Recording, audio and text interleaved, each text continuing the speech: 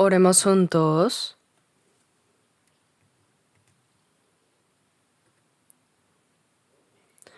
Nuestro Padre Dios, Santo y Misericordioso, que nos amas.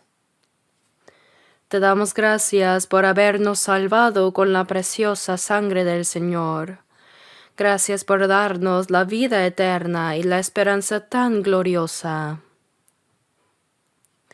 Te damos gracias porque aún en esta tierra creemos en tu palabra de que no nos dejarás como huérfanos, sino que siempre estarás con nosotros y que nos guardarás y nos ayudarás hasta el fin del mundo.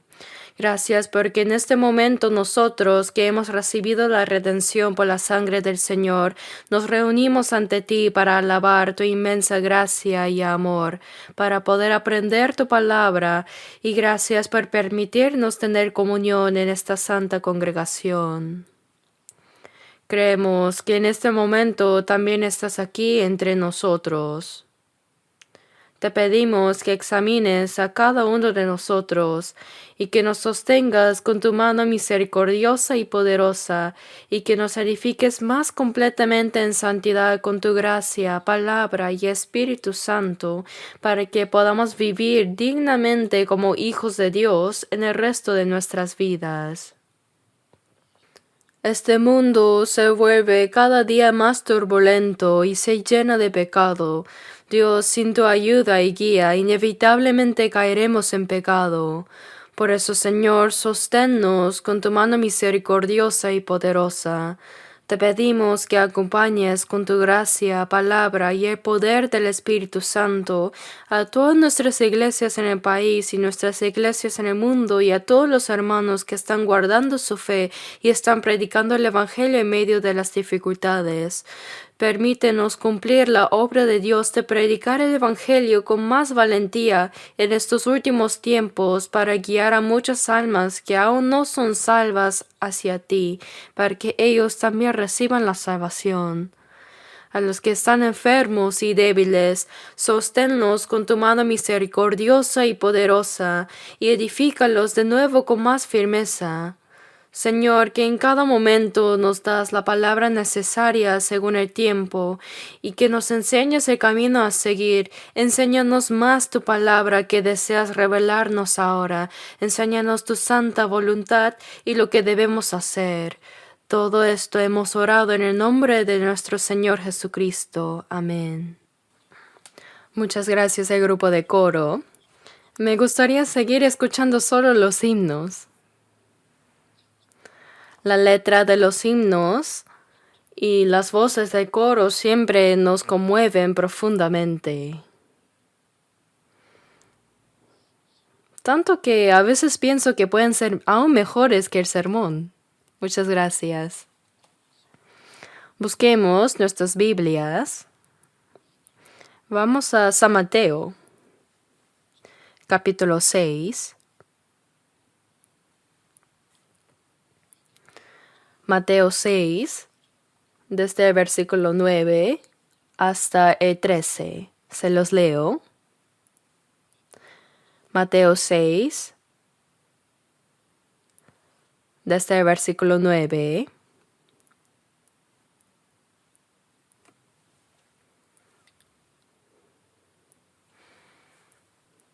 Vosotros, pues, oraréis así: Padre nuestro que estás en los cielos, santificado sea tu nombre. Venga tu reino, hágase tu voluntad, como en el cielo, así también en la tierra. El pan nuestro de cada día, dánoslo hoy, y perdónanos nuestras deudas, como también nosotros perdonamos a nuestros deudores. Y no nos metas en tentación, mas líbranos del mal. Porque tuyo es el reino, y el poder, y la gloria, por todos los siglos. Amén. ¿Hasta ahí?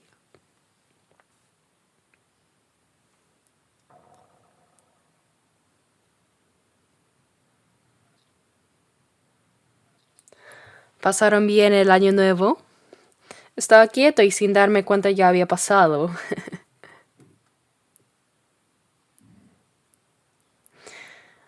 Bueno, así ya pasó el año nuevo según el calendario solar y también lunar. Un año ha terminado y otro año nuevo ha comenzado. Han sumado un año más a su edad, ¿verdad? Seguramente se han vuelto más maduros también, ¿no? Ya que ahora tienen un año más, también creo que su vida cristiana ha crecido mucho más. El día de la venida del Señor está cada vez más cerca también, y este mundo se vuelve más caótico y complicado. Sin embargo, damos gracias a Dios porque podemos vivir con valentía en la fe, confiando en Él. Nos alegramos y nos sentimos consolados porque podemos vivir obedeciendo a la palabra del Señor, con un corazón que anhela su regreso cada día. Entonces hoy, basándonos en el pasaje que acabamos de leer, hablaré sobre la oración que el Señor nos enseñó. La conocen bien, ¿cierto? Con este título les compartiré el mensaje de hoy.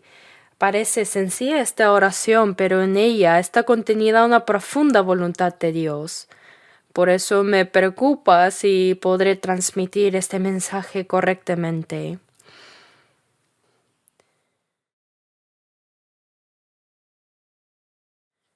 Cuando los discípulos le pidieron a Jesús que les enseñara a orar, Él les dijo: «Vosotros pues oraréis así», y les enseñó esta oración.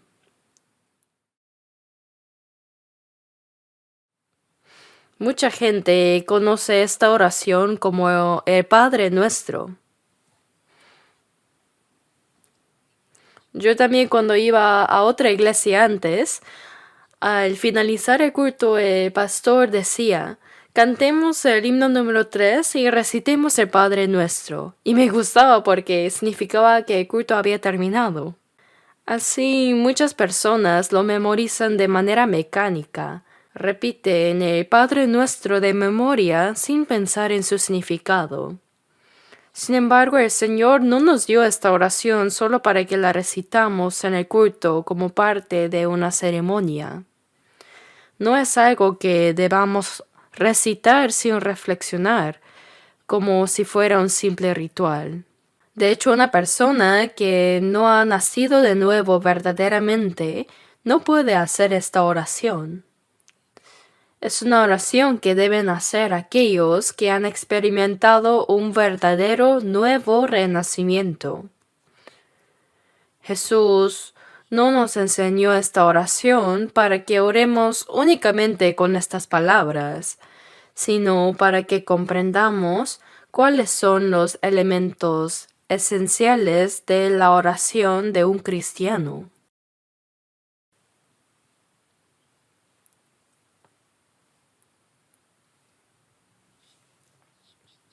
En Salmos 17:1 dice: «Oye, oh Jehová, una causa justa. Está atento a mi clamor, escucha mi oración hecha de labios sin engaño». Por ejemplo, cuando hacemos una llamada también, no simplemente levantamos el celular y decimos lo que queremos y no más, sino que primero decimos aló y esperamos que la otra persona responda sí para asegurarnos de que hemos llamado a la persona correcta. Luego expresamos nuestro mensaje de manera clara y concisa. Así es la oración, es hablar con Dios. Es un hecho asombroso que podamos orar a Dios. Si lo pensamos bien, podríamos preguntarnos: ¿cómo puede Dios escuchar al mismo tiempo todas las oraciones de tantas personas en el mundo? Pero no es necesario preocuparnos por eso, porque Dios no es hombre como nosotros. No importa cuántas personas oren a la vez, porque Él escucha cada oración. El problema es si es que oramos correctamente a Dios o no. Antes de orar, primero debemos estar espiritualmente conectados con Dios, ¿no? Por eso la oración comienza con Padre nuestro que estás en los cielos. En Isaías 66:1 dice, El cielo es mi trono, y la tierra estrado de mis pies. Cuando la Biblia dice que el cielo es el trono de Dios, se refiere a todo el universo. Por eso oramos diciendo, Padre nuestro que estás en los cielos. Y en Jeremías 23:24 dice, ¿Se ocultará alguno, dice Jehová, en escondrijos que yo no lo vea? ¿No lleno yo, dice Jehová, el cielo y la tierra? Dice así. No hay ningún lugar donde una persona pueda esconderse de Dios, porque Dios está en todas partes. Por eso en Salmo 139, versículo 2 dice, Dios, has entendido desde lejos mis pensamientos. Así Dios no deja de vernos porque esté lejos. Él está cerca y también lejos a la vez. En otras palabras, Él llena completamente los cielos y la tierra. Entonces no hay lugar donde Dios no esté presente. Cuando decimos, Padre nuestro que estás en los cielos, estamos reconociendo que el Dios Todopoderoso, el Creador y el Gobernante del universo, está por encima de todas las cosas. El hecho de que podamos llamar a este Dios Padre es un privilegio asombroso, ¿verdad? Dios no solo creó y gobierna el universo, sino que está por encima de todas las cosas. Él no está contenido dentro del universo, sino que lo trasciende. Por eso la Biblia dice que Él está en los cielos. ¿No es de verdad asombroso de que podemos llamar a ese Dios todopoderoso nuestro Padre? Our Father in Heaven dice, Padre nuestro que estás en los cielos. Solo pensar en esto nos conmueve, ¿verdad? El hecho de que podamos llamar a Dios que hizo todo el universo Padre es algo tan asombroso. En Juan 1:12 dice, Mas a todos los que le recibieron, a los que creen en su nombre, les dio potestad de ser hechos hijos de Dios. Cuando recibimos la salvación, nacemos de nuevo y recibimos a Cristo en nuestro corazón. En ese momento nos convertimos en hijos de Dios y Él se convierte en nuestro Padre. Por eso solo aquellos que han sido verdaderamente salvos y han nacido de nuevo pueden llamar a Dios Padre. Ser hijos de Dios es una potestad, dice. Si alguien nace como hijo de un rey, automáticamente tiene el título de príncipe. No es porque haya hecho algo para merecerlo, sino porque nació como hijo de rey, tiene ese privilegio.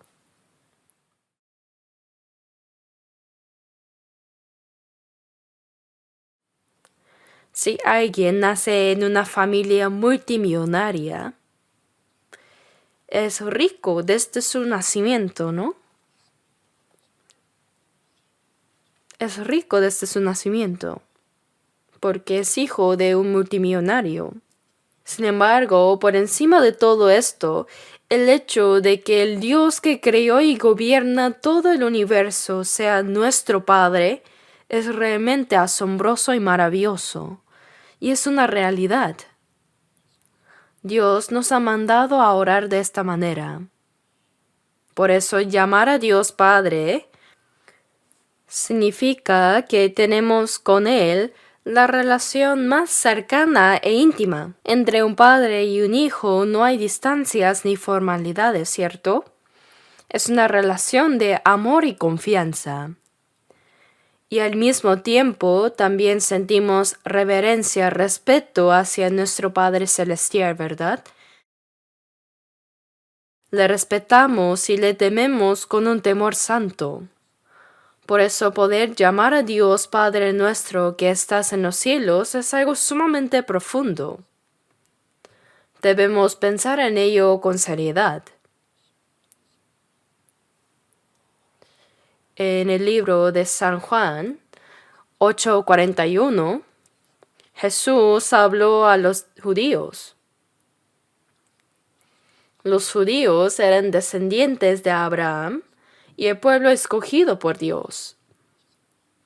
Entre todas las naciones de la tierra, Dios los eligió, no porque los amara solo a ellos, sino fue para revelar su gloria y su carácter al mundo a través de ellos. Por eso, los israelíes tenían un gran orgullo como el pueblo escogido de Dios. Es cierto que fueron el pueblo elegido, pero eso no significa que todos ellos fueran automáticamente salvos e irán al cielo. En 2 de Timoteo 2:10, el apóstol Pablo dijo que incluso los escogidos de Dios también deben ser salvos. Aunque Israel fue el pueblo escogido de Dios, cuando desobedecieron la ley de Dios y rechazaron a Cristo, en lugar de recibir bendición, ellos recibieron mucha maldición. Y como resultado fueron dispersados por el mundo durante más de 2000 años y sufrieron innumerables persecuciones y masacres. Ser el pueblo de Dios conlleva una gran responsabilidad. Para que sus almas sean salvadas, ellos también deben recibir a Jesucristo en su corazón y ser redimidos, al igual que nosotros. Si no son salvos, aunque sean el pueblo escogido, serán desechados delante de Dios. En Juan 8:41 vemos que los israelíes llamaban a Dios Padre. Pero Jesús les dijo claramente que Dios no era su Padre. El pueblo de Israel estaba muy orgulloso de ser el pueblo escogido por el Dios que creó el universo. Pensaban en esto con mucho orgullo, pero les dijo: Dios no es vuestro Padre, y no solo eso, sino que vosotros sois de vuestro padre el diablo. Al pueblo, a los judíos que consideraban a Dios como su padre, Jesús les dijo: Dios no es su padre, sino tu padre es el diablo. ¿Por qué? Porque sus acciones demostraban que Dios no era su padre. Jesús dijo también: Él ha sido homicida desde el principio. El diablo ha sido un homicida desde el principio en el huerto de Edén. Él separó a Adán y Eva de Dios y los condujo a la muerte. Y a lo largo de toda la historia, Él tentó al hombre. Lo engañó y lo alejó de Dios para hacerlo pecar. Y fue ese mismo Satanás quien obró en los corazones de los judíos para que rechazaran a Cristo y para que lo crucificaran. Por eso Jesús dijo: Él ha sido homicida desde el principio y no ha permanecido en la verdad porque no hay verdad en él. Cuando habla mentira, de suyo habla. Es decir, Satanás no solo dice mentiras, sino que las dice como si fueran verdad. Porque es mentiroso y padre de mentira. Todas las mentiras provienen de Satanás. Por eso Jesús les dijo: Vosotros sois de vuestro padre el diablo. Y los deseos de vuestro padre queréis hacer.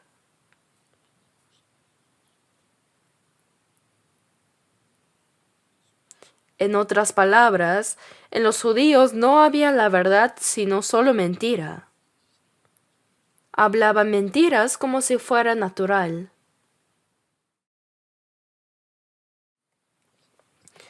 Al oír esto, ¿qué hicieron? Quisieron matar a Jesús. Estaban convencidos de que eran el pueblo escogido, que servían a Dios y que Dios era su Padre.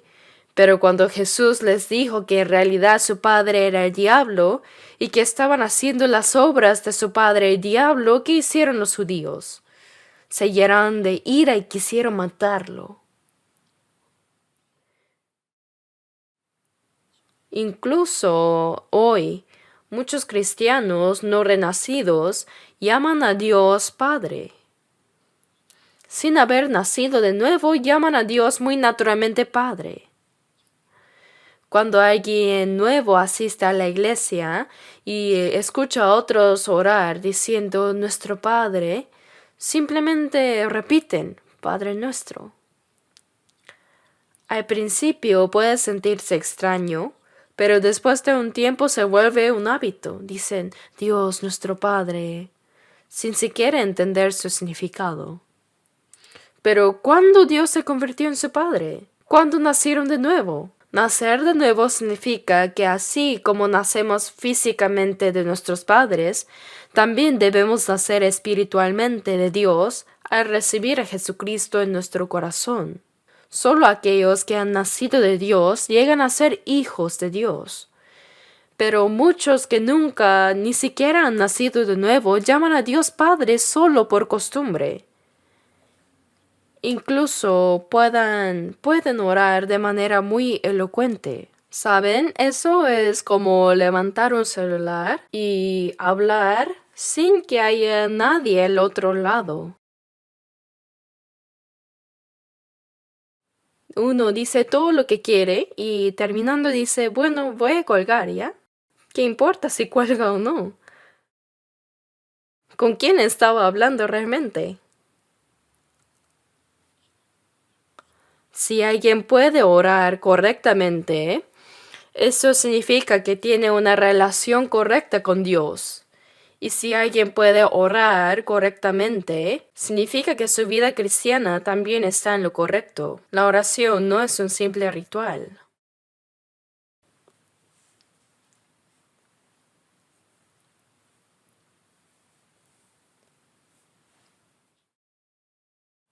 Pensemos en el privilegio de ser hijos de Dios.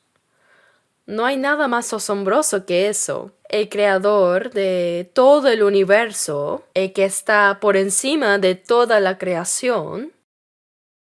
Pero ese Dios es mi Padre, ¿lo pueden sentir? Es una verdad tan impresionante, pero para los que han sido salvos es una realidad. Debemos creerlo y debemos vivir con el orgullo de ser hijos de Dios. Ahora abramos en Salmos 103. Salmos 103.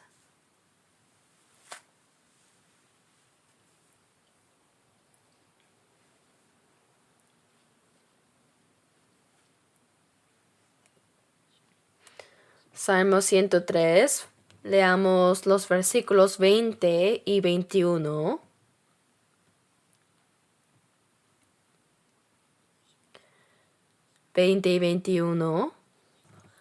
Bendecid a Jehová vosotros sus ángeles, poderosos en fortaleza, que ejecutáis su palabra, obedeciendo a la voz de su precepto.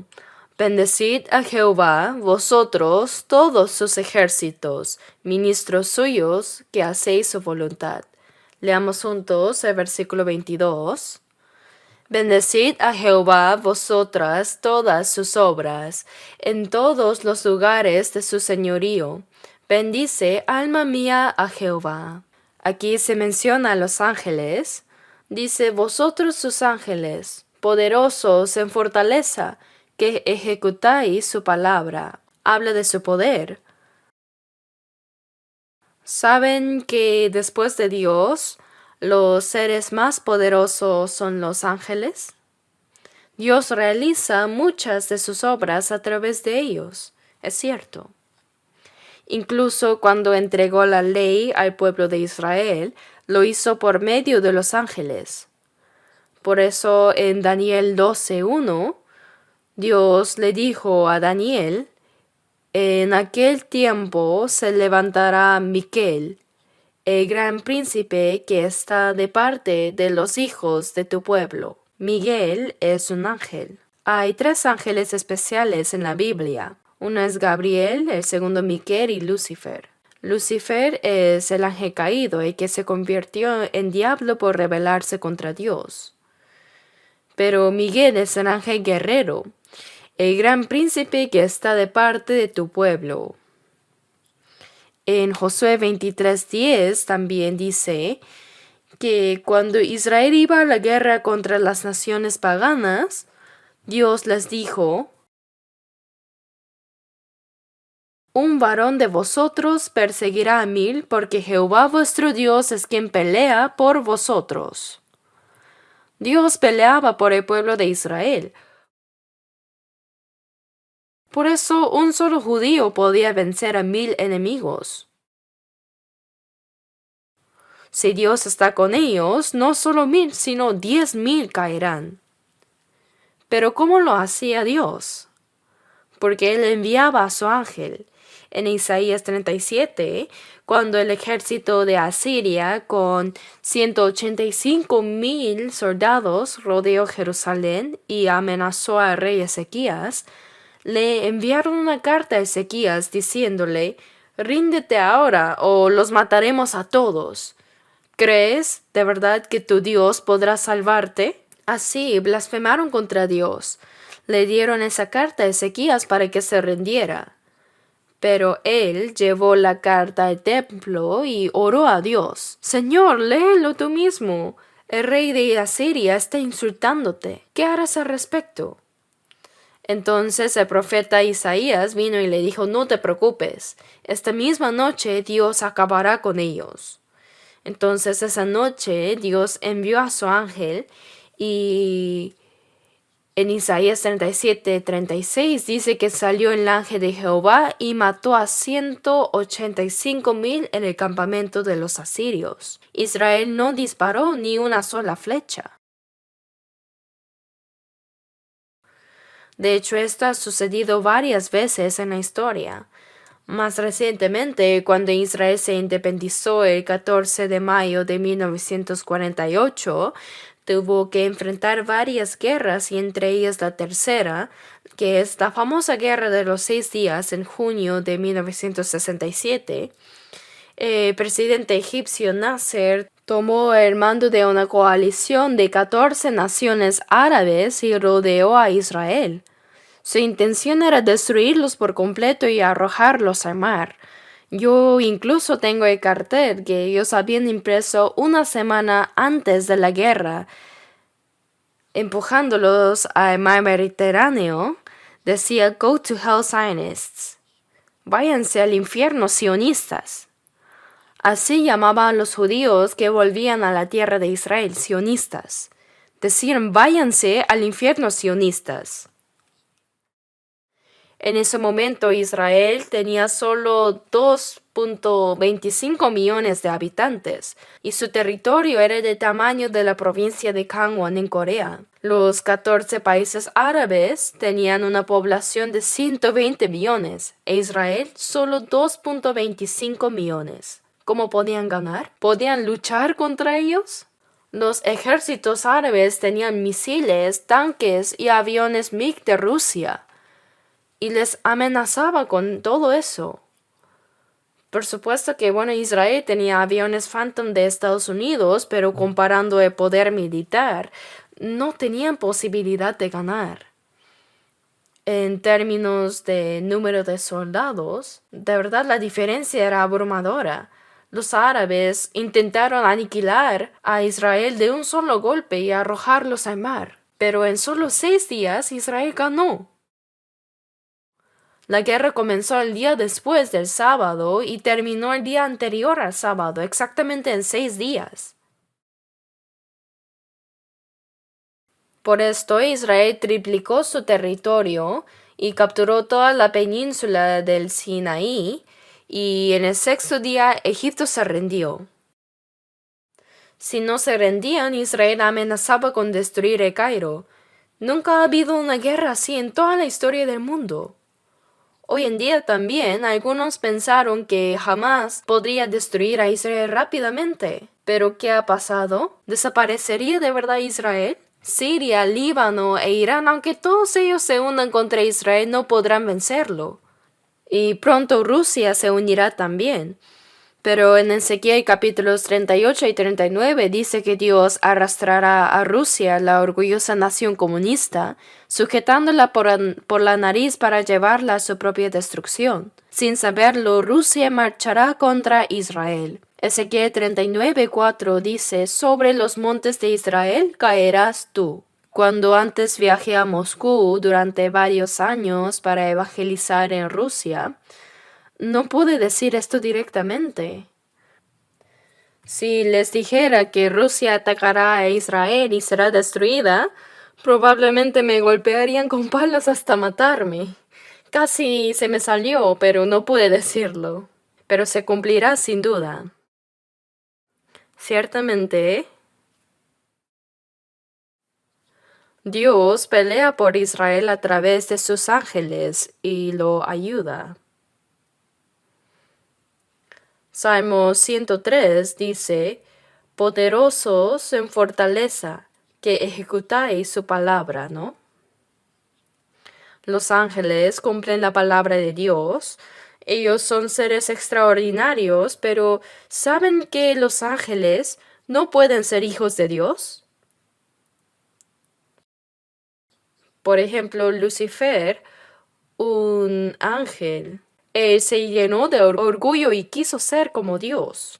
Se rebeló contra él consigo a un tercio de los ángeles, pero al final todos fueron expulsados del cielo y se convirtieron en Satanás y sus demonios. En San Mateo 25:41 dice: apartaos de mí, malditos, al fuego eterno preparado para el diablo y sus ángeles. El diablo aquí es Lucifer. Sus ángeles son los que se rebelaron con él y fueron expulsados al fuego eterno, dice. Pero Cristo no murió en la cruz por los ángeles caídos. Si un ángel cae, eso es el fin para él. Dios ha permitido que Satanás tenga cierta libertad por un tiempo, pero la razón por la que Dios creó a los humanos es completamente diferente de la razón por que creó a los ángeles. Dios creó a los ángeles como espíritus ministradores. Hebreos 1:7 dice que hace a sus ángeles espíritus y a sus ministros llama de fuego. Como ministradores, trabajadores quiere decir. Y Hebreos 1:14 dice: ¿no son todos espíritus ministradores enviados para servicio a favor de los que serán herederos de la salvación? Dios creó a los ángeles para que sirvan a los santos que serán herederos de la salvación.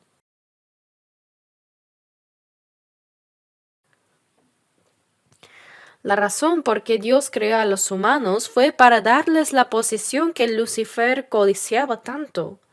Sin embargo, hay una prueba que deben superar antes. Tienen que pasar por la tentación del diablo, que fue expulsado por querer ser como Dios. Por eso Dios está usando temporalmente al diablo. Deben vencer su tentación para obtener el derecho de ser como Dios. Lo claro es que Dios nunca murió por los ángeles. Ellos no pueden ser los hijos de Dios ni la esposa de Cristo. Los ángeles son simplemente espíritus ministradores. Por eso Hebreos 1:5 dice que Dios nunca ha llamado hijo a ningún ángel. Antes una vez alguien me dijo que había descubierto un gran secreto de la Biblia. Le pregunté cuál es y me respondió: ¿sabía usted que Jesús era un ángel? Dios escogió a uno de los ángeles y dijo: tú eres mi hijo. Eso dijo. Jesús fue uno de los ángeles que fue escogido como el Hijo de Dios, según él. Me dijo que eso estaba en Hebreos 1:5. Así que lo busqué y ¿qué dice? Hebreos 1:5 dice, porque ¿a cuál de los ángeles dijo Dios, jamás mi hijo eres tú? Significa que nunca lo dijo. Hay que leer bien la Biblia. Dice que ni una vez llamó a sus ángeles su hijo. Él dijo, ¿a cuál? Se le fue este punto más importante y leyó todo lo demás a este señor.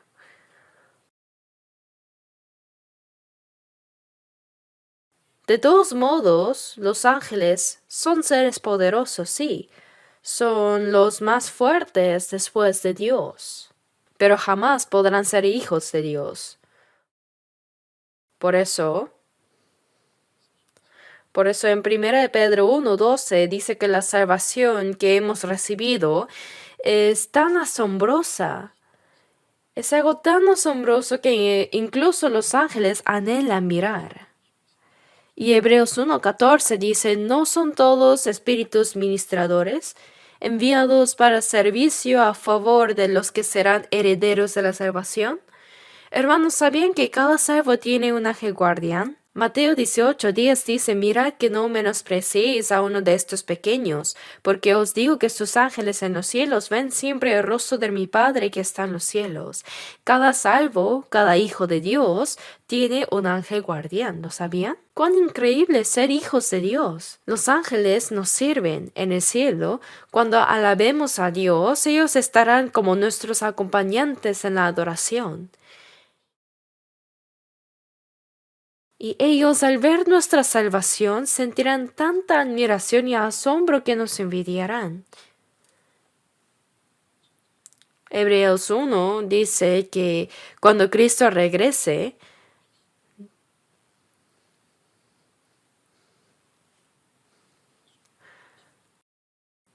cuando Jesús regrese, Dios traerá a su primogénito al mundo otra vez.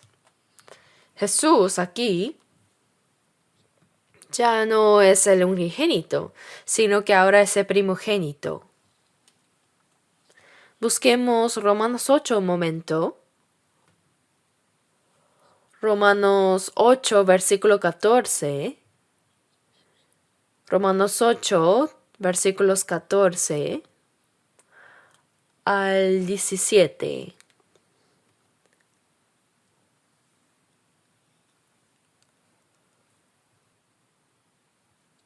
Romanos 8, 14 al 17.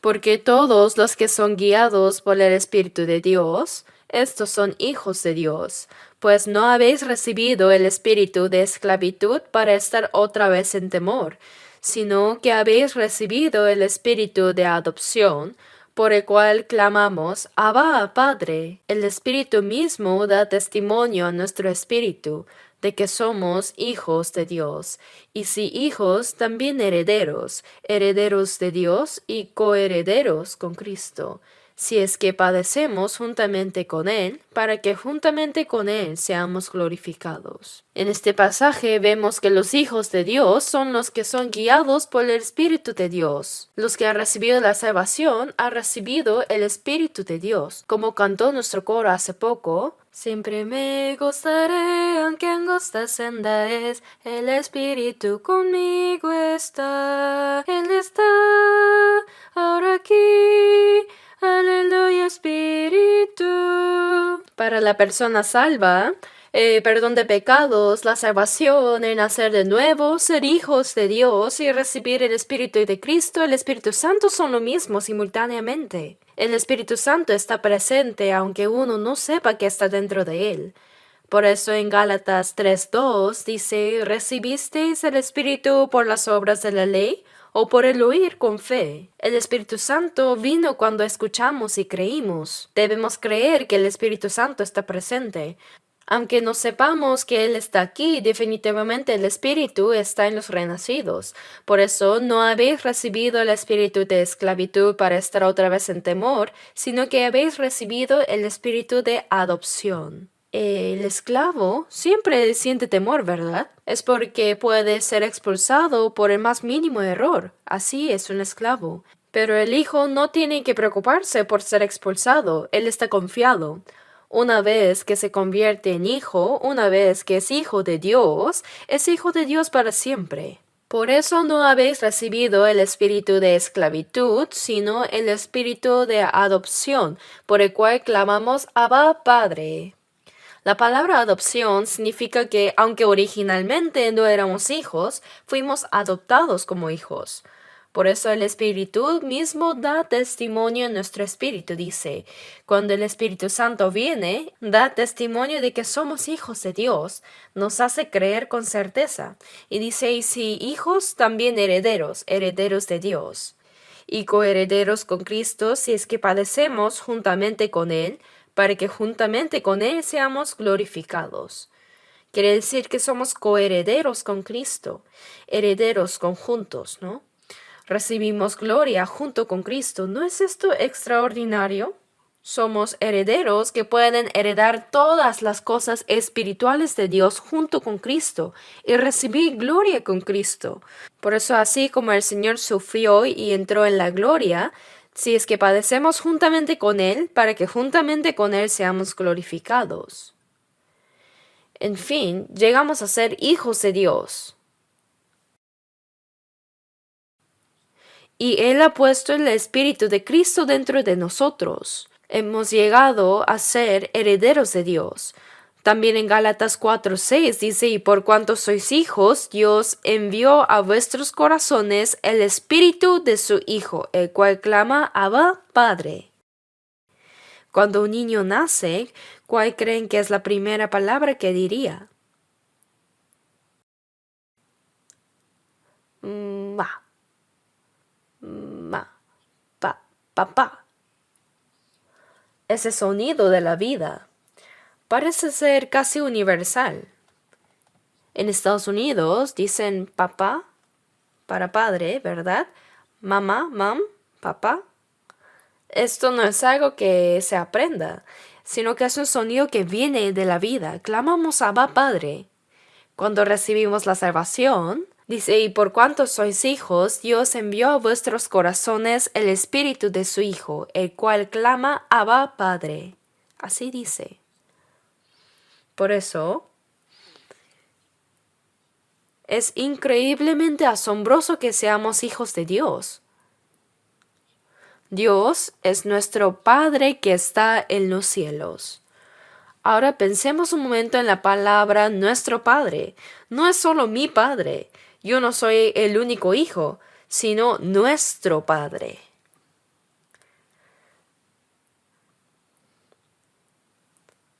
Había mujeres que fueron a la tumba después de la resurrección de Jesús, y entre ellas estaba María Magdalena, quien fue a la tumba de Jesús para ungirlo con perfume. Y se encontró con Jesús resucitado. Jesús le dijo, ve a mis hermanos, refiriéndose a los discípulos, y diles, subo a mi Padre y a vuestro Padre, a mi Dios y a vuestro Dios. Los llamó mis hermanos, my brothers, mi Padre, my Father and your Father. Mi Padre es vuestro Padre, hermanos. ¿No sienten algo conmovedor en el corazón cuando leen estas palabras? ¿Las leen nomás? Mi Padre es ahora vuestro Padre, y mi Dios es vuestro Dios. Estamos en la misma posición que Jesús. Antes de que Jesús muriera, Él era el unigénito. Unigénito significa el único hijo. Solo había uno. Pero si el grano de trigo no cae en la tierra y muere, queda solo, pero si muere, lleva mucho fruto. Jesús es el Hijo de Dios que cayó del cielo a la tierra y murió. El unigénito murió para dar nacimiento a muchos hijos. Después de su resurrección, Jesús ya no es el unigénito, sino que se convirtió en el primogénito entre muchos hermanos. El primogénito, ¿lo saben? Se convirtió en el hermano mayor. Por eso en Hebreos 1:6 dice, y otra vez cuando introduce al primogénito en el mundo. Cuando vino por primera vez, vino como el unigénito, pero después de su muerte y resurrección, ahora es el primogénito. Mis hermanos, mi Padre y vuestro Padre. Ahora Jesús, quien santifica, y nosotros que somos santificados, hemos nacido de Dios. Por eso dice que Jesús no se avergüenza de llamarlos hermanos. Él nos llamó mis hermanos. Jesús es el hermano mayor y nosotros somos sus hermanos menores. ¿No es asombroso? Ahora Jesús ya no es el primogénito porque han nacido hermanos menores. Así que nos hemos convertido en hermanos de Jesús, quien puede llamar a Dios Padre. Y nosotros, los salvos, no somos los únicos salvos, sino que hay muchos hermanos que han sido salvos, ¿verdad? Cuando las hermanas son salvas, más que hermano o hermana, espiritualmente todos somos hermanos. En la Biblia dice hermanos. Dios solo ama a los hijos. Por lo tanto, no hay espíritu de hija. Es el espíritu de hijo. Una vez alguien dijo, Dios, aquí están los hijos e hijas de Dios. Pero pensándolo bien, Dios no tiene hijas, solo tiene hijos. Porque nos dio el espíritu de hijo. ¿Lo saben, hermanas? No es espíritu de hija, sino de hijo. Por eso, ahora hemos recibido la autoridad de ser hijos de Dios. Recibimos este privilegio.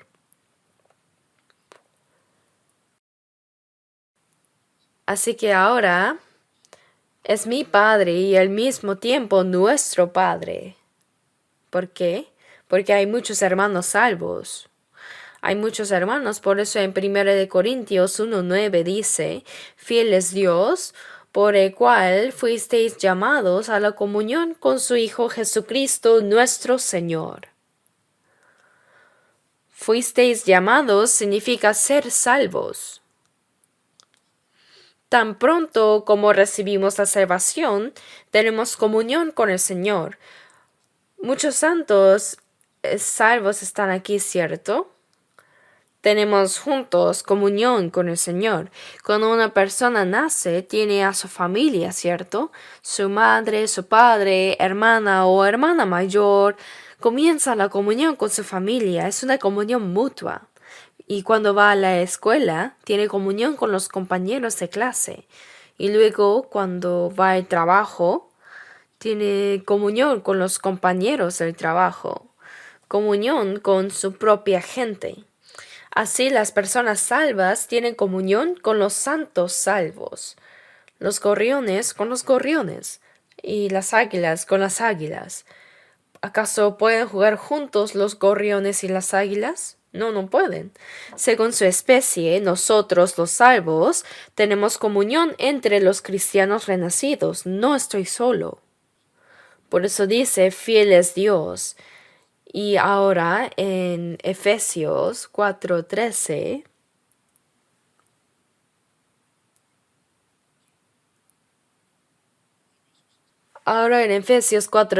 dice, hasta que todos lleguemos a la unidad de la fe y del conocimiento del Hijo de Dios. Los salvos se han unido en la fe y el conocimiento del Hijo de Dios, a un varón perfecto. Esa es la iglesia. Los salvos ahora están unidos en la fe y el conocimiento del Hijo de Dios. En Efesios 4:3 dice solícitos en guardar la unidad del Espíritu. Somos hermanos de un Dios Padre con la misma fe y esperanza y con el mismo propósito de vida. Somos uno. Dios, nuestro Padre que está en los cielos. En esa frase está incluido todo esto. Dios es mi Padre y al mismo tiempo nuestro Padre. Los salvos ahora viven como hermanos sirviendo al mismo Dios Padre.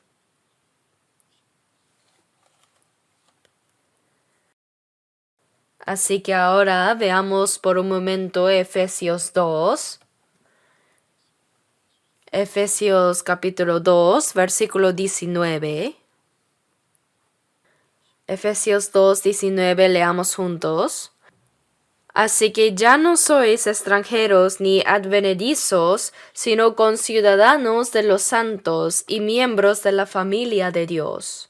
Desde ahora es una palabra dirigida a los salvos, y ya no sois extranjeros. Si frente a una casa dice prohibido el ingreso de ajenos, no se puede entrar. Solo entran las personas relacionadas.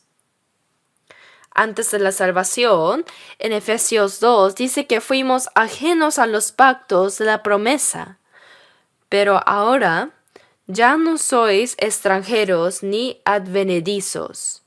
Tampoco somos invitados, sino conciudadanos de los santos. ¿Qué ciudadanos? Ciudadanos del reino celestial.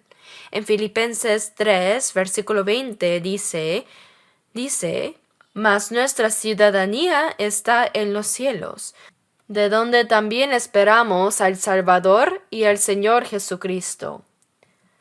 Tenemos la ciudadanía donde nació nuestro cuerpo. Los que nacieron en Corea tienen la ciudadanía coreana. Así, al nacer de nuevo, somos ciudadanos del reino celestial. Nuestra ciudadanía está en los cielos. El cuerpo es ciudadano de esta tierra y el espíritu se ha convertido en ciudadano del cielo, de donde también esperamos al Salvador, al Señor Jesucristo. Cuando el Señor venga, Él nos llevará, y los salvos ya han completado su proceso de inmigración. ¿A dónde? No a Estados Unidos. Estados Unidos ya no es tan hermoso. Disculpen a los que están viviendo allá. Pero es verdad. Los coreanos cantan, en el hermoso Seúl, viviré en Seúl. ¿Acaso Seúl es tan hermoso? Antes, cuando yo estaba en Daegu y venía a Seúl, al llegar acá me quedaba sin aliento. El aire era tan contaminado que quería huir rápidamente. ¿Qué tiene de hermoso? En el reino celestial tan hermoso, hay la fragancia de las flores hoy, y el árbol de la vida da su fruto bien. Solo está mi Señor allá. Oh, mi hermosa tierra natal. Los ángeles me llaman desde ese cielo. Por eso nosotros, los salvos, somos ciudadanos del cielo con dignidad. Iremos pronto allá. Los trámites de inmigración ya están completos, la visa ya está, y no vamos en avión, sino que cuando el Señor venga, subimos así nomás. Parece que subiremos vivos como Enoch, así que esperemos un poco más. Así será. Por eso somos ciudadanos del reino celestial y conciudadanos de los santos y miembros de la familia de Dios. ¿Qué es miembros? Es ser una familia. Somos la familia de Dios. Ahora los salvos son una nueva comunidad. Dios Padre, junto con Jesús, nos hemos convertido en hijos de Dios, muchos santos que pueden ir al cielo, hermanos y hermanas que forman un solo cuerpo con una sola sangre, la misma esperanza, la misma fe, el mismo propósito de vida, personas que vivirán para siempre juntas en el cielo dentro de poco. Dicen que la sangre es más espesa que el agua, ¿verdad? Por supuesto que la sangre es más espesa que el agua, pero el Espíritu Santo es más espesa que la sangre. No importa cuán buena sea el lazo carnal, pues terminará en unas décadas. ¿Creen que vivirán con sus familias en el cielo? No. Disculpen, pero en el cielo terminará el parentesco. Todos los hermanos salvos se convertirán en uno y vivirán juntos. Así que el linaje carnal, las relaciones carnales terminan en unas décadas. Pero ser hijos de Dios unidos por el Espíritu es eterno. En el cielo también será eterno. Aunque no sepamos cómo viviremos juntos en el cielo, lo sabremos cuando lleguemos, ¿no? Pero cuando lleguemos será maravilloso. Nada en esta tierra se puede comparar ni siquiera con una 10,000ª parte del cielo. En fin, el espíritu es mucho más precioso que la sangre. Así que llegamos a ser la familia de Dios al recibir la salvación en Cristo. Nos hemos convertido en miembros de una nueva comunidad.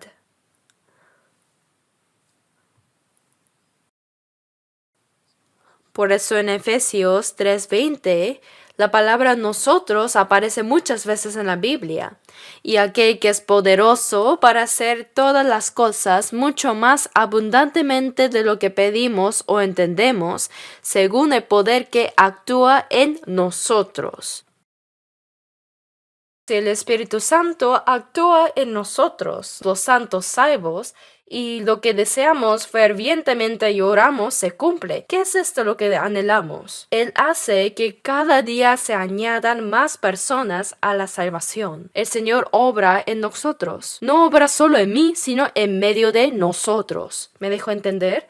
Después de ser salvos, no estamos solos. Debemos entender que hay muchos hermanos salvos, santos renacidos juntos. Muchos santos con la misma fe y esperanza. La vida cristiana no es algo que se hace solo. En esa comunidad, dice, solícitos en guardar la unidad del Espíritu, significa que no debemos dejar la iglesia. Dejar esa congregación es dejar al Señor. En Génesis 12, cuando Dios llamó a Abraham de Ur de los Galeos, de aquel lugar de idolatría donde construían la torre de Babel, Dios le dijo, vete a la tierra que te mostraré. Y cuando fue, su sobrino Lot lo siguió. Pero cuando llegaron a la tierra de Canaán, los pastores de Abraham tenían muchos animales, ovejas y ganado, y Lot también tenía sus siervos y ganado. Entonces, el problema fue que los pastores de Abraham y los de Lot peleaban entre sí por los mejores pastos. Así que Abraham le dijo a Lot, no hay ahora altercado entre nosotros dos, entre mis pastores y los tuyos, porque somos hermanos. ¿Está bien dejar que los pastores peleen entre sí? Hay que reprenderlos. Entonces Lot debió haber reprendido a sus pastores y jamás debió haber apartado de Abraham. Cuando salió el principio, siguió a Abraham, ¿verdad? Estar con Abraham es estar con Dios. Abraham le dijo, si te incomoda vivir conmigo, puedes irte. Dijo, si fueres a la mano izquierda, yo iré a la derecha, y si tú a la derecha, yo iré a la izquierda. Elige tú primero. Entonces, este sobrino Lot, ¿qué debía haber dicho? ¿Cómo podría dejarte, tío? Dejarte es lo mismo que dejar a Dios. No me iré. Debió haber reprochado a los pastores, pero alegremente dijo, lo siento, tío, pero voy a escoger primero, ¿ya? Sodoma y Gomorra parecían tener agua abundante y ser como el huerto del Edén. So, tío, voy a ir allá donde está Sodoma y Gomorra, ¿ya? Está bien. Ve, vive bien. Anda. Abraham se quedó en el campo vacío, pero Dios estaba ahí con él. Cuando Sodoma y Gomorra estaban llenas de pecado y fueron destruidas con fuego y azufre, Abraham oró fervientemente y por eso Lot sobrevivió. Sí sobrevivió, pero Como dice, él mismo será salvo, aunque así como por fuego, ¿verdad? Lot apenas escapó con vida cuando la ciudad de Sodoma y Gomorra se quemó. ¿Qué nos enseña esto? Aunque seamos salvos, si dejamos la reunión de los salvos, no podemos ser guiados por el Espíritu de Dios. Dejar a Abraham es dejar a Dios. De la misma manera, si recibimos la guía de alguien que fue salvo primero y por sus oraciones fuimos salvos ahí y en ese lugar llevamos juntos la vida cristiana, no debemos dejar el grupo de los santos que fueron salvos primero, porque el Señor está ahí en ese grupo. Dios es nuestro Padre, no solo mi Padre. Deben saber que dejar esa congregación salva es igual que dejar a Dios. Hay personas que dicen que son salvas, pero después de un tiempo no se les ve, ellos se van. Y otros que se van y luego reaparecen cuando creen que ya se han olvidado. Bueno, es afortunado porque al menos han vuelto, porque hay algunos que nunca se les ve. No podemos saber si esa persona realmente es salva o no. Estar en el grupo de los santos salvos puede ser la evidencia de salvación.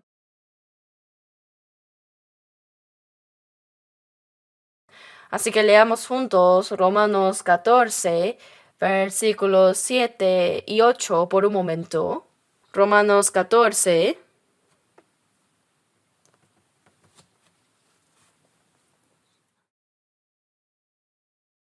versículos 7 y 8, leamos juntos.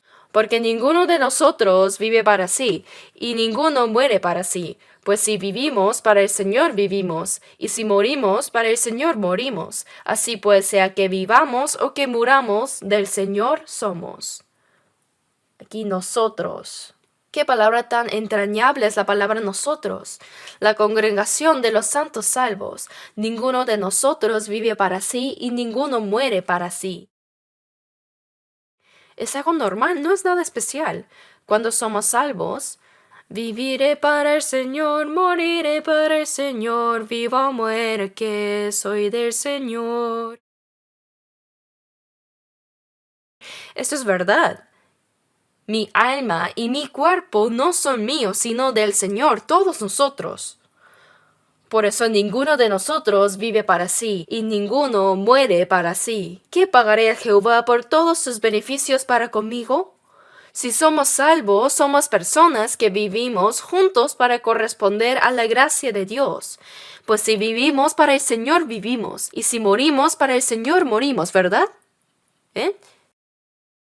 Es natural, no es nada especial. Pero yo no.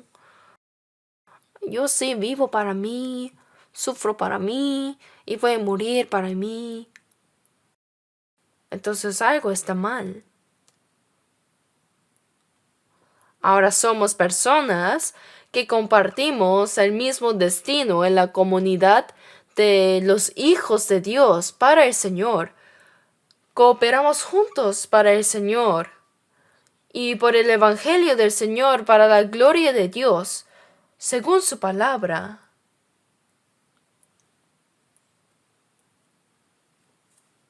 Sea que vivamos o que muramos del Señor somos. En 2 Corintios 5:15 dice, y por todos murió. El Señor murió por nosotros, y por eso fuimos vivificados, para que los que viven ya no vivan para sí,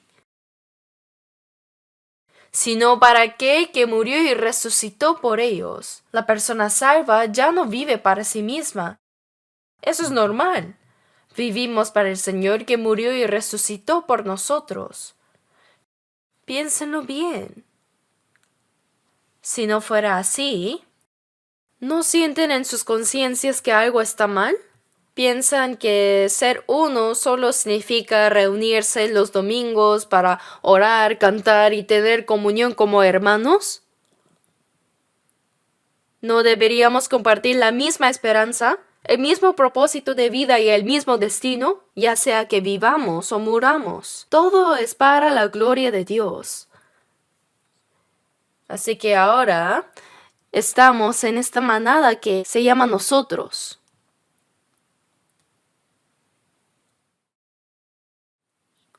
Veamos también Hebreos 2:10. Hebreos 2, versículo 10.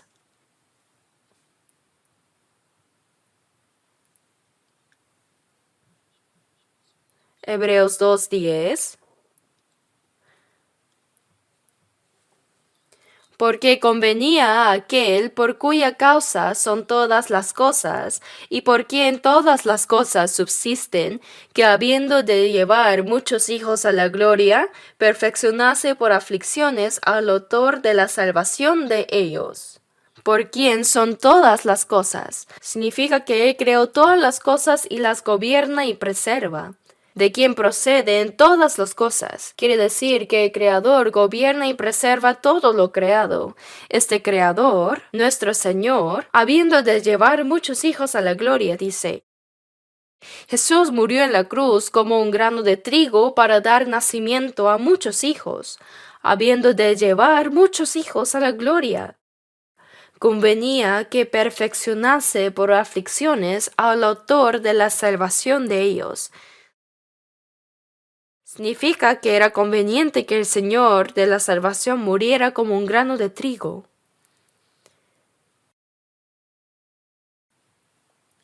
Convenía que perfeccionase por aflicciones.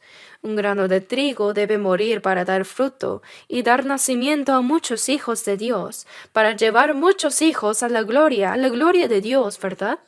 Así que el versículo 11 dice: Porque el que santifica y los que son santificados de uno son todos, por lo cual no se avergüenza de llamarlos hermanos. El que santifica es el Señor. Jesús es el Hijo de Dios, el unigénito. Nosotros somos nacidos de Dios. Como nacimos del mismo, no se avergonzó de llamarnos hermanos. Por eso Jesús resucitado dijo: Ve a mis hermanos y diles: Sube a mi Padre y a vuestro Padre, a mi Dios y a vuestro Dios. Ahora nos hemos convertido en hijos de Dios junto con Jesús. Llegamos a ser participantes de la gloria con Dios. Es algo maravilloso.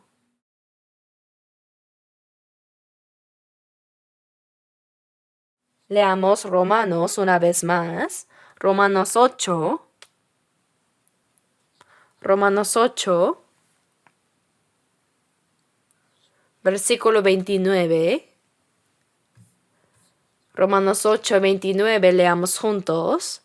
Porque a los que antes conoció, también los predestinó para que fuesen hechos conformes a la imagen de su Hijo, para que Él sea el primogénito entre muchos hermanos. Sí, aquí dice: a los que antes conoció. Dios planeó y conoció de antemano que nos salvaría. También los predestinó para que fuesen hechos conformes a la imagen de su Hijo. El propósito de nuestra salvación es darnos el Espíritu del Hijo y hacernos conformes a su imagen. ¿Qué significa recibir el Espíritu del Hijo y ser conformes a su imagen? El hermano menor debe parecerse al mayor, ¿verdad? Jesús es el primogénito de Dios y nosotros somos los hermanos menores. Solo hay que mirar al hermano mayor y hacer lo que él hace, el primogénito, para que él sea el primogénito entre muchos hermanos. Él es el primogénito y nosotros somos los hermanos menores. Por eso debemos imitar la imagen del Hijo de Jesús. En Jesús llegamos a ser hijos de Dios, y los santos salvos tienen comunión con el Señor. Debemos imitar cada vez más al Señor, ¿cierto? Los que son salvos, Dios nos predestinó para ser conformes a la imagen del Hijo. En Gálatas 4:19, el apóstol Pablo dijo: Hijitos míos, por quienes vuelvo a sufrir dolores de parto, hasta que Cristo sea formado en vosotros. La madre, al dar luz, en los tiempos antiguos, algunas morían durante el parto. Cuán doloroso es, ¿no? Los que no dieron a luz no podrán entenderlo. Y criar también. ¿Es suficiente solo con dar a luz? Hay que criarlos. Los padres se esfuerzan y trabajan toda la vida por sus hijos. ¿Qué son los hijos? Para estos Gálatas, el apóstol Pablo sufrió dolores de parto para llevarlos a la salvación. Y después de ser salvos, cuando todavía no entendían qué significaba vivir según el Espíritu, los legalistas vinieron y confundieron su fe. Por eso dice, hasta que Cristo sea formado en vosotros, yo vuelvo. La palabra vuelvo significa que aunque ya se esforzó para predicarles el Evangelio y llevarlos a la salvación, ahora vuelve a sufrir dolores de parto hasta que Cristo sea formado. Cristo debe ser formado en nosotros, ¿sí? Por eso, nos salvó para que imitemos la imagen del Hijo, y la imagen de Cristo debe formarse gradualmente en nosotros. Debemos parecernos cada vez más al Señor. En Romanos 8:17 dice, y si hijos, también herederos, herederos de Dios y coherederos con Cristo. Junto con Cristo, el que dice que permanece en mí debe andar como Él anduvo. Uno debe andar como anduvo el Señor poco a poco. Lo que hablamos, pensamos y hacemos debe parecerse cada vez más al Señor. En 1 Corintios 13, el apóstol Pablo dijo, cuando yo era niño hablaba como niño, pensaba como niño, juzgaba como niño, mas cuando ya fui hombre dejé lo que era de niño. ¿Qué es la madurez cristiana? Nuestra fe debe crecer gradualmente y nuestra forma de hablar, pensar y actuar debe parecerse cada vez más al Señor, ¿verdad? Debemos imitar cada vez más al Señor y cuando Él venga, hasta este cuerpo será transformado en un cuerpo glorioso como el del Señor. Así como el gusano que comía hojas entra en su capullo y sale convertido en mariposa y vuela, también la cigarra no se convierte en cigarra inmediatamente, sino que tiene un proceso de 7 años. Luego se quita su caparazón y vuela de repente. Así, debemos parecernos cada vez más al Señor hasta ser como Él cuando venga. Dicen que son salvos, pero cuando vemos cómo hablan, actúan y viven, siguen igual que antes. Bueno, no sé.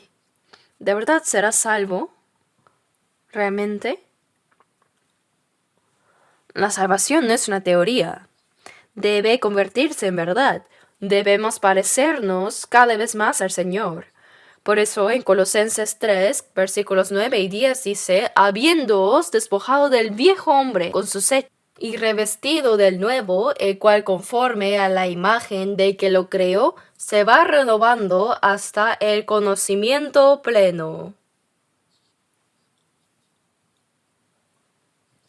El viejo hombre, antes de la salvación, ¿verdad?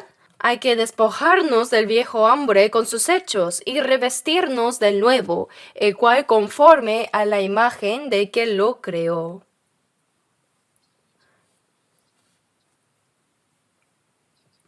En Génesis 1:27, Dios creó al hombre a la imagen de Dios, pero cuando el hombre cayó, perdió toda la imagen de Dios. Pero cuando recibimos la salvación, nos devuelve la imagen de Dios que habíamos perdido. Por eso debemos imitar cada vez más la imagen de Dios que nos creó. Luego, en 2 de Pedro 1:4 dice, para que por ellas llegaseis a ser participantes de la naturaleza divina, habiendo huido de la corrupción que hay en el mundo a causa de la concupiscencia. Debemos despojarnos de las cosas corruptibles de este mundo y ser participantes de la naturaleza divina, imitando la imagen de Dios quien nos creó.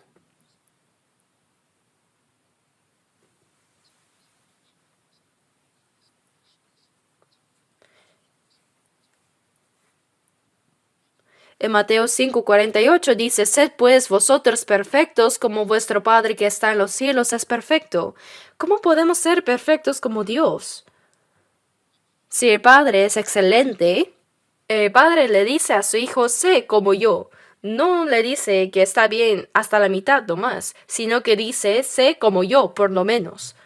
Aunque no pueda ser mejor, quiere que por lo menos sea como Él, el Padre.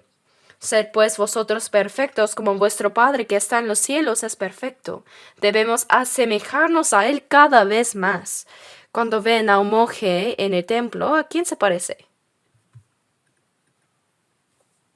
A Buda. Miren qué benevolente han hecho a Buda.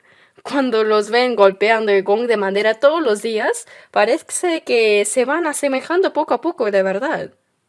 La benevolencia fluye de ellos.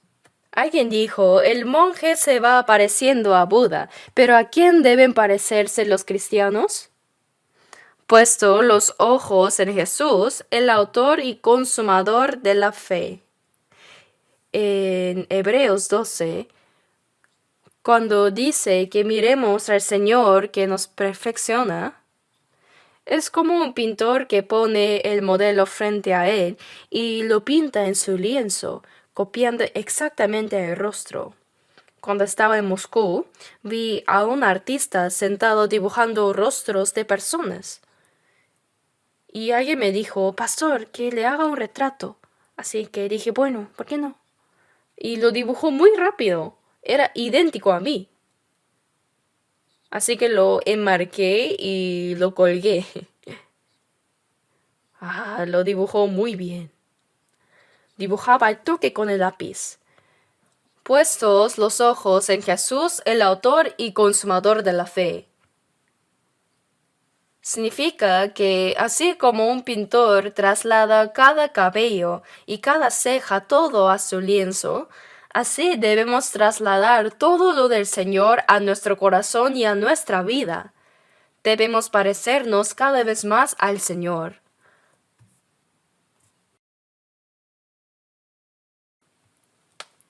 Por eso debemos ser participantes de la naturaleza divina, y cuando el Señor venga, hasta nuestro cuerpo será transformado como el del Señor, ¿verdad? En un cuerpo glorioso. ¿Están cambiando poco a poco? ¿Sí? Sí. Con confianza. Estamos cambiando, aunque sea poco a poco. Queda poco tiempo para que el Señor venga, así que debemos cambiar rápidamente. El apóstol Pablo dijo, mas cuando ya fui hombre dejé lo que era de niño. Los niños, después de ser salvos, son inmaduros, pero al madurar ahora debemos imitar al Señor. Esta es la evidencia de que somos hijos de Dios. Padre nuestro que estás en los cielos.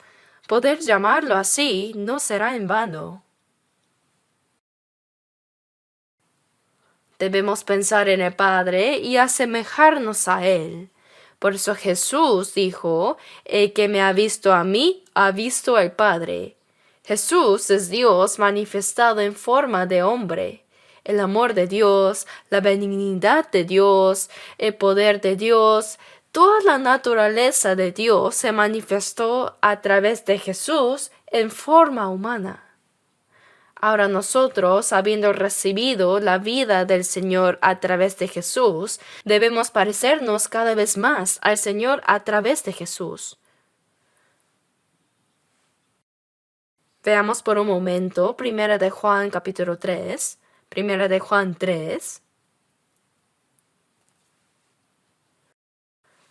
1 de Juan 3, versículos 1 al 3. Leamos juntos lentamente. Mirad cuál amor nos ha dado el Padre para que seamos llamados hijos de Dios. Por esto el mundo no nos conoce, porque no le conoció a Él. Amados, ahora somos hijos de Dios, y aún no se ha manifestado lo que hemos de ser, pero sabemos que cuando Él se manifieste, seremos semejantes a Él, porque le veremos tal como Él es, y todo aquel que tiene esta esperanza en Él se purifica a sí mismo, así como Él es puro. Lean estas palabras en sus casas una y otra vez. Ahora somos hijos de Dios. Tiene un significado extraordinario.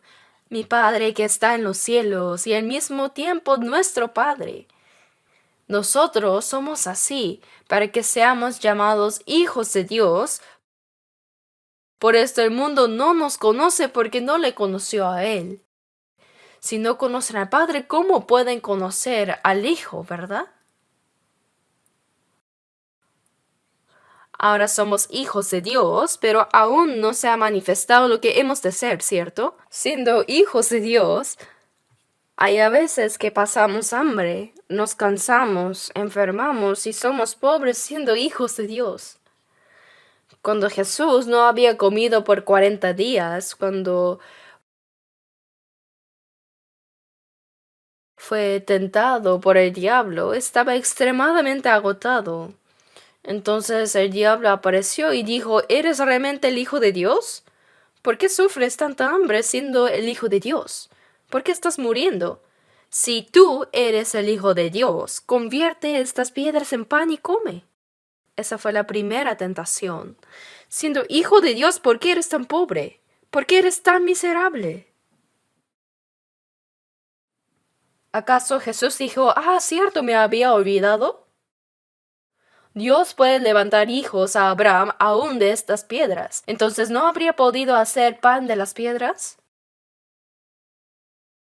Para ayudarnos a vencer la tentación, Jesús, teniendo el mismo cuerpo que nosotros, venció primero la tentación del diablo, incluso cuando él estaba extremadamente agotado. No solo de pan vivirá el hombre, sino de toda palabra que sale de la boca de Dios.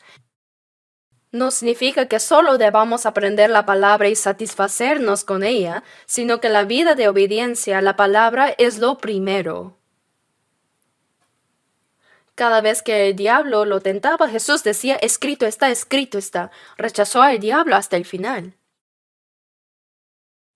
Ahora nosotros somos hijos de Dios, pero siendo sus hijos, externamente aún no se ha manifestado lo que seremos. Los hijos de Dios son despreciados, odiados, pobres, miserables. Pero sin duda somos hijos de Dios. Aún no se ha manifestado lo que hemos de ser, pero sabemos que cuando Él se manifieste, seremos semejantes a Él. Cuando el Señor venga, seremos como Él, ¿saben? Debemos ser transformados como el Señor para poder verlo. Solo los salvos vieron a Jesús resucitado. Asimismo, cuando el Señor venga por segunda vez, solo los salvos podrán verlo. Seremos semejantes a Él porque le veremos tal como Él es. Cuando el Señor venga, tan pronto como lo veamos, seremos transformados como Él, transformados en un cuerpo glorioso.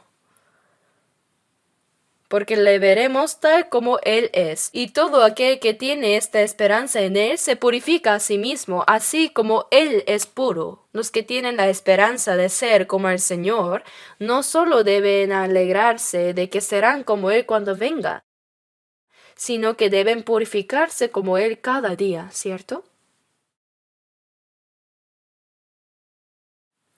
Y a los hijos de Dios, cuando hacen mal, cuando pecan, ¿los deja así nomás?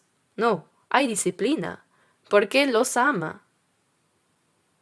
Veamos un momento Hebreos 12 otra vez. Hebreos 12. Hebreos 12, desde el versículo 6.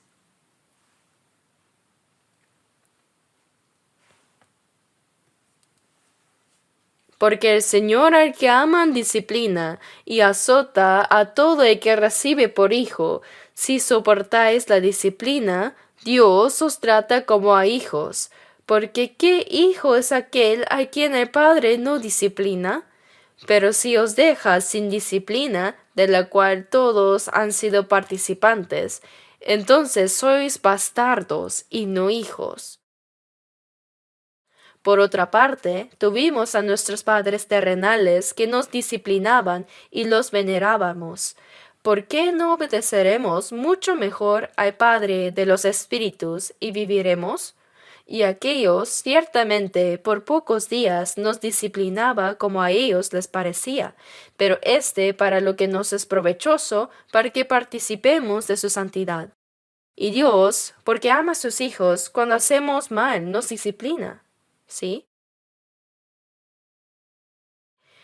Proverbios dice, el que detiene el castigo a su hijo aborrece, mas el que lo ama desde temprano lo corrige. Nuestro padre es un padre bien estricto. Él disciplina. ¿Qué hizo Dios cuando David pecó? Lo disciplinó, ¿cierto? Hizo morir al hijo que tuvo David. Aunque después Dios lo perdonó. ¿De verdad? ¿Cuánta disciplina recibió David durante su vida? Su hijo Amnón pecó, entonces Absalón lo mató y huyó. Y cuando regresó, ese Absalón codició el trono de su padre, y David tuvo que huir de su hijo Absalón. Fue expulsado del palacio y sufrió mucho. Todo eso fue disciplina. Hermanos, sí hay disciplina. Viene de distintas formas. A veces el padre hace mal, pero el hijo recibe la disciplina. Es un caso especial. Luego puede venir la disciplina física, la enfermedad como disciplina. No toda enfermedad es disciplina, pero hay enfermedades que sí vienen así. También, materialmente, Dios puede quitar todo lo que uno tiene. La disciplina puede venir también mentalmente. Hay varios tipos de disciplina. Cuando recibamos disciplina, dice, no menospreciéis el castigo de Jehová. Debemos aceptarla bien. Si no hay disciplina, somos bastardos y no hijos. Alguien dijo, voy a probar si realmente soy hijo de Dios o no haciendo algo malo para ver si recibo disciplina. ¿Así van a probar si hay disciplina o no? Cuando antes estaba en Gwangju, había dos hermanas que iban a una universidad técnica. Eran escultoras y yo aprendí un poco de escultura ahí.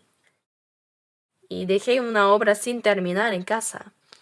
Incluso compré herramientas de escultura así. Pero estas hermanas vivían bien la vida cristiana. Y llegó el tiempo de casarse. Y cuando les presentamos hermanos salvos, no les gustaron. No les gustaban. Entonces una de ellas se casó con un no creyente. No sé qué le gustó de él. Y entonces la otra hermana también la siguió y se casó con otro no creyente.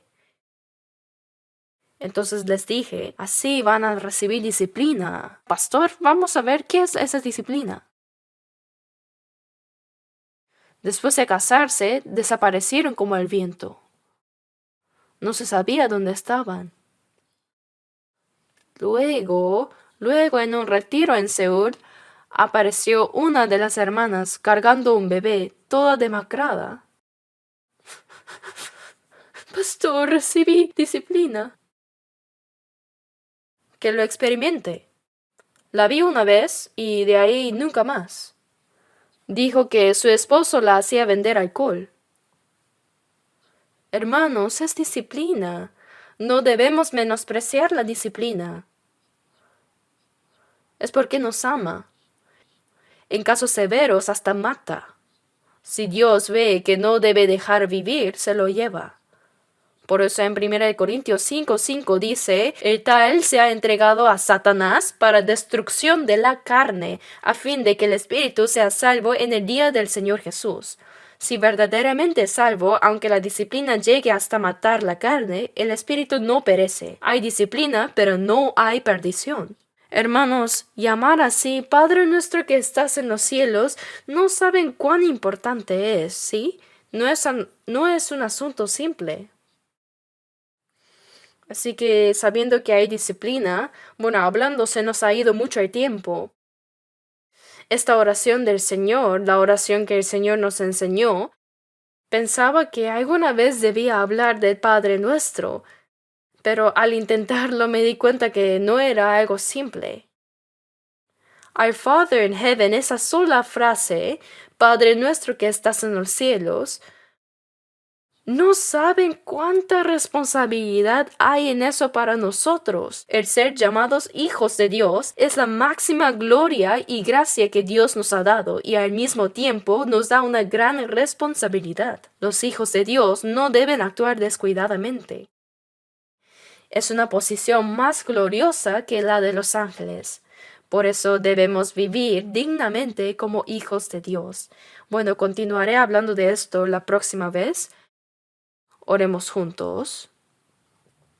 Padre Dios misericordioso, nosotros anduvimos lejos de ti y merecimos recibir tu juicio y castigo, pero te damos gracias por tu grande y maravilloso amor, porque tuviste compasión de nosotros, y el Señor Jesús murió en nuestro lugar, y con la sangre preciosa que derramó limpió eternamente nuestros pecados, y nos salvaste sin mérito. Gracias por esa gracia tan inmensa. Ahora nuestro cuerpo y alma fueron comprados por la sangre del Señor, por eso somos tuyos. Guíanos para que podamos vivir dignamente como hijos de Dios en el resto de nuestras vidas, y para que podamos glorificar a Dios a través de nuestras vidas. Te lo encomendamos, Señor, en tu mano misericordiosa y poderosa. Creemos que tu imagen en nosotros se irá formando cada vez más y que cuando vuelva, Señor, nuestro cuerpo físico será transformado en un cuerpo glorioso como el tuyo. Guíanos para que toda nuestra vida pueda transformarse limpia y santamente cada día, así como tú eres santo. Oramos en el nombre de nuestro Señor Jesús. Amén.